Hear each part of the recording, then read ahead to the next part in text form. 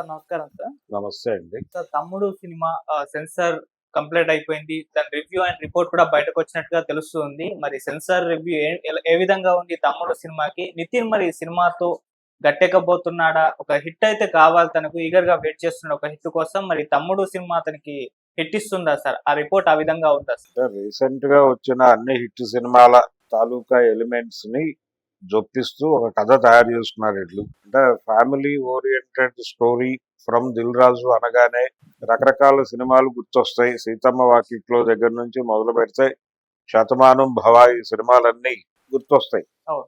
అంటే ఒక cool family oriented content తో ఈ సినిమా రాబోతోందా, తమ్ముడు అనే టైటిల్ కూడా దాన్ని సింబలైజ్ చేస్తోంది అనేటువంటి అభిప్రాయం చాలా మందిలో ఉంది. కానీ ఈ సినిమాకి సెన్సార్ వారు ఏ సర్టిఫికేట్ ఇచ్చారు? ఏ సర్టిఫికేట్ సకుటుంబ సపరివార సమేతంగా చూడాల్సిన సినిమాకి ఏ సర్టిఫికేట్ ఎవరు? యు ఇస్తారు, లేదంటే U/A ఇస్తారు. ఇది పూర్తిగా యు పక్కన పెట్టేసి ఏ అన్నారు. ఓన్లీ అడల్ట్ కంటెంట్ అన్న పద్ధతిలో వెళ్ళింది. అంటే మేజర్ గా వైలెన్స్ కొంచెం మోతాదును మించి ఉంది అనే ఒక అభిప్రాయం దొర్లింది. అయితే దీన్ని స్వయంగా దిల్ రాజు గారే ఆయన మధ్య ఇచ్చినటువంటి ఇంటర్వ్యూలో చెప్పుకున్నాడు. ఈ సినిమాలో వైలెన్స్ ఉంటుంది, వైలెన్స్ డోస్ కొంచెం ఎక్కువ అనిపించే పరిస్థితి ఉంది. ఎందుకు ఈ వైలెన్స్ ఎక్కువ ఉంటుంది అంటే ఈ మధ్య కాలంలో వస్తున్నటువంటి చాలా పాన్ ఇండియన్ మార్కెట్ లోకి ఎంటర్ కాబోతున్నటువంటి సినిమాల తాలూకా ధోరణులు కొన్ని పెట్టుకున్నారు ఈ సినిమాలో వీళ్ళు. అందులో భాగంగా రీసెంట్ టైమ్స్ లో వచ్చినటువంటి యానిమల్ సినిమాలో వైలెన్స్ ప్రజామోదం పొందింది కదా, ఆ మేరకు వైలెన్స్ ఉంటే బాగుంటుంది. అలాగే రజనీకాంత్ సినిమాలు, కమల్ హాసన్, విక్రమ్ ఈ సినిమాల్లో కూడా చాలా భారీ ఎత్తున హింస నడిచింది. ఈ హింస నేపథ్యంలో వీళ్ళు కూడా అది ఒక ఎలిమెంట్ గా పెట్టుకున్నారు. ఆ ఎలిమెంట్ కొంత సెన్సార్ వాళ్ళని ఇబ్బంది పెట్టి ఉండొచ్చు. అంటే ఆ స్థాయి వైలెన్స్ ఉంది సినిమాలో, అందుకని దీనికి ఏ సర్టిఫికేట్ ఇచ్చారనేది ఒక పద్ధతి. అయితే అక్కగారి పాత్ర లయ చేస్తోంది ఈ సినిమాలో, చాలా కీలకమైన పాత్ర అని చెప్తున్నారు. మనం గతంలో కూడా ఈ తరహా కథలు చూసాం. అక్కచాటు తమ్ముడు, ఆ తమ్ముడు అక్కని కాపాడుతూ ఉంటాడు. ఆ అక్కకి ఈ తమ్ముడి మీద సదభిప్రాయం ఉండదు. తన మీద అక్కకి ఏ అభిప్రాయం ఉన్నప్పటికీ దాంతో నొచ్చుకోకుండా అక్కకి బాసటగా నిలబడి, తను అక్కడ లేకపోయినా ఉండలేని పరిస్థితి ఉన్నప్పటికీ తను దూరంగా ఉండి కూడా అక్క సంరక్షణ చూసుకునేటువంటి ఒక తమ్ముడి పాత్ర. ఆ రెండు పాత్రల మధ్య ఉండేటువంటి ఒక ఎమోషనల్ బాండింగ్, దాని మీద కొంత కథ ఎమోషనల్ గాను, మిగిలిన కథ ఆవిడ జీవితం రిస్క్ లోకి వెళ్ళేటువంటి కండిషన్స్, ఆ కండిషన్స్ నేపథ్యంలో తమ్ముడు చేసే వైలెన్స్, ఈ సన్నివేశాలతో కథ ప్యాక్ అయ్యి వచ్చింది అనేది అర్థమవుతోంది.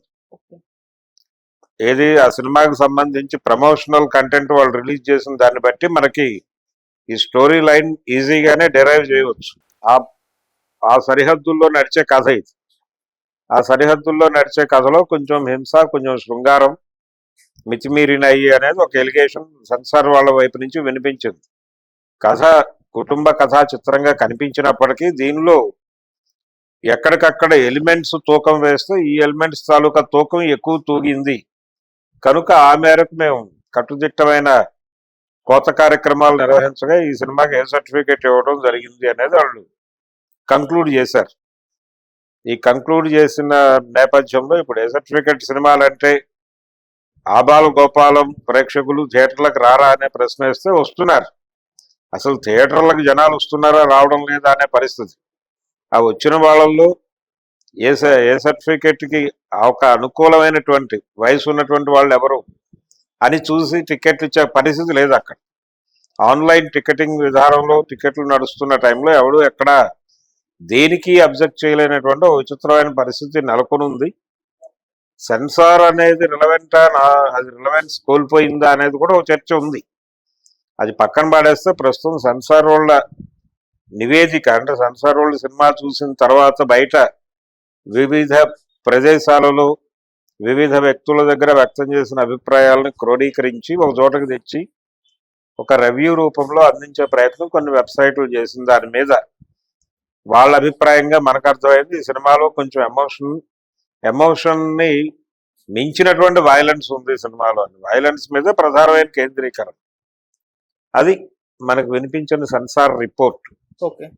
కాబట్టి ఈ సినిమా ఎలా ఉంటుంది అంటే వైలెన్స్ గ్యారంటీ, ఎమోషన్ గ్యారంటీ, అక్క తమ్ముళ్ళ మధ్య జరిగేటువంటి ఒక ఎమోషనల్ డ్రామా ఉంటుంది. ఇది ఎవరితోనైనా ఏ సినిమాతోనైనా పోల్చుకోవచ్చు. ఇది టామ్ అండ్ జెర్రీ తరహాలో ఉండొచ్చు. ఏది చట్టానికి కళ్ళు లేవు సినిమాలో చిరంజీవి లక్ష్మి మధ్య జరిగేటువంటి టామ్ అండ్ జెర్రీ తరహా గొడవ ఉంటుంది, కాన్ఫ్లిక్ట్. ఆ కాన్ఫ్లిక్ట్ ఈ రెండు పాత్రల మధ్య అదే పద్ధతిలో ఉండొచ్చు. అంటే నమ్మకాలకు సంబంధించి ఆవిడ నమ్మకాలకి ఇతర నమ్మకాలకి ఉన్న వైరుధ్యము ఈ నేపథ్యంలో నడిచేటువంటి డ్రామాగా ఈ సినిమాని తను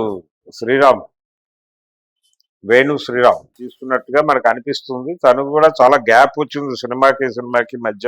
ఇప్పుడు ఈ సినిమా ద్వారా తిరిగి తనని తాను మార్కెట్ కి పరిచయం చేసుకునే ప్రయత్నం ఆయన చేస్తున్నాడు. ఒక కంబ్యాక్ సినిమాగా దీన్ని నితిన్ భావిస్తున్నాడు. అలాగే లయకి కూడా మరిన్ని అవకాశాలు వచ్చే అవకాశం ఉందని మాట్లాడుకుంటున్నారు. ఇవన్నీ నిజాలైతే అప్పుడు ఈ సినిమా సక్సెస్ అయ్యేటువంటి అవకాశం ఉంది. చూద్దాం ఏ ప్రభావం వేస్తుందో తమ్ముడు జనం మీద. ఓకే సార్, సినిమా రేపే రిలీజ్. అయితే ఈ సినిమా ప్రమోషన్ బజ్ విషయానికి వచ్చేసరికి అంటే చాలా మందికి సినిమా అసలు రేపు రిలీజ్ అవుతున్న విషయమే తెలియదు అన్నట్టుగానే పరిస్థితి ఉంది. అంత బజ్ క్రియేట్ అవ్వలేదు, అంత ప్రమోట్ కూడా వీళ్ళు పెద్ద స్థాయిలో తీసుకెళ్లేదని అర్థమైపోతుంది సార్. ఎందుకు మరి సినిమా రేపు మౌత్ టాక్ తోనే సినిమా హిట్ బాట పట్టే అవకాశం ఉందా, లేదా రేపు పబ్లిక్ వెళ్తారా లేదా? అంటే ఒకటి, దిల్ రాజు గారికి ఒక విషయం యాజ్ ఎగ్జిబిటర్ గాను అలాగే డిస్ట్రిబ్యూటర్ గాను ఆయనకు ఒక జ్ఞానం ఉంది. ఇప్పుడు థియేటర్లకు జనాలు పోటెత్తి రావడం లేదు. ఎంత పెద్ద సినిమా అయినా ఆ వచ్చిన నలుగురు 4 మాటలు మంచి మాటలు చెప్పడం కోసం థియేటర్ ఉంది. వచ్చిన నలుగురు 4 మంచి మాటలు చెప్పగలిగితే ఈ మంచి మాటలను చూపించి ఇతర ప్లాట్ఫామ్స్ మీద అమ్ముకుంటారు. అదే నడుస్తోంది. కాబట్టి అందులో భాగంగానే విపరీతమైన ప్రమోషన్ చేసిన నితిన్ సినిమాకు ఉండేటువంటి ఇమేజ్ అంటే అతను ఇటీవల సినిమాలన్నీ డిసప్పాయింట్ చేసినాయి. ఈ డిసప్పాయింట్మెంట్ వాతావరణంలో ఉన్నటువంటి ఒక హీరోతో సినిమా చేస్తున్నప్పుడు వాళ్ళు ఎంత పుష్ చేసినా దాన్ని బజ్ క్రియేట్ కాకపోవచ్చు. కానీ ఆ అంచనాలు కూడా లేవు వాళ్ళకి, ఆ రకమైన జనాలు వస్తారు అని. ఈ సినిమా చేసిందే వాళ్ళు ఈ జనరేషన్ ఆడియన్స్ ఏ ప్లాట్ఫామ్స్ మీద ఉంటే ఆ ప్లాట్ఫామ్ మీదకి సినిమాని పంపు చేయటం. ఈ మధ్య వస్తున్న సినిమాలన్నీ ఇది ఒక వ్యాపార సూత్రం అమలు చేస్తున్నాయి. అదేంటంటే థియేటర్లో కొంత పాజిటివ్ టాక్, పాజిటివ్ ఎక్స్ప్రెషన్ రాబట్టి అది ఎక్కడో చోట రికార్డ్ చేసి దాన్ని చూపించడం ద్వారా ఓటీటీలతో బేరం మాట్లాడుకుని అక్కడికి సినిమాని పంపు చేసేసి శాటిలైట్ రైట్స్ అమ్మేసుకుని ఒక ప్రాఫిటబుల్ వేలో బయటపడాలి అన్న ధోరణితో సినిమాలు తీస్తున్నారు. ఆ ధోరణితో చేసిన సినిమా ఏది? ప్రమోషన్ మీద అంటే పాత పద్ధతుల్లో ప్రమోషన్ చేయడానికి ఇక్కడ నితిన్కు ఉన్నటువంటి పరిమితులు ఉన్నాయి. అందుకని వాళ్ళ పద్ధతిలో వాళ్ళు యూట్యూబ్ ఇంటర్వ్యూస్ ఇవ్వడం ద్వారా ఈ సినిమాకి జనరల్ ఆడియన్స్ లో క్రియేట్ చేయగలిగిన మేరకు బజ్ క్రియేట్ చేసామనే అభిప్రాయంతోనే ఉన్నాడు ఆయన. ఆ కొంచెం కాంట్రవర్షియల్ ఇంటర్వ్యూలు కూడా ఇచ్చారు, మెగా అభిమానుల్ని గుచ్చారు. ఇదంతా ఈ సినిమా ప్రమోషన్ కోసం చేసిన కసరత్తే. కాబట్టి కొంత మేరకు క్యూరియాసిటీ కలిగించింది ఈ సినిమా. చూడాలి రేపు ఓపెనింగ్స్ ఎలా ఉంటాయి, రన్ ఎలా ఉంటుంది, సెకండ్ డే జనాలు ఉంటారా లేదా, ఇవన్నీ కూడా రేపు క్లారిటీ వచ్చేస్తుంది. Okay sir, thank you so much. Thank you.